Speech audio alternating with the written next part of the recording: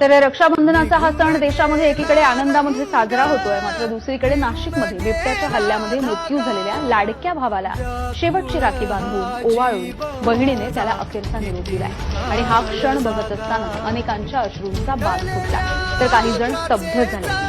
भावना नेमक्या काय व्यक्त कराव्यात, कोणाशी नेमकं काय बोलावं हे सुद्धा इथल्या उपस्थितांना समजत नाही. नाशिकच्या वडनेर गावाजवळच्या शेतामध्ये राहणाऱ्या किरण भगत यांच्या 3 वर्षांच्या आयुषला बिबट्यानं घराजवळून उचलून उसाच्या शेतामध्ये नेलं आणि त्यातच त्याचा मृत्यू झाला. रात्री 3 तास त्याचा शोध घेतल्यानंतर या चिमुकल्याचा मृतदेह या कुटुंबियांच्या हाती लागलाय.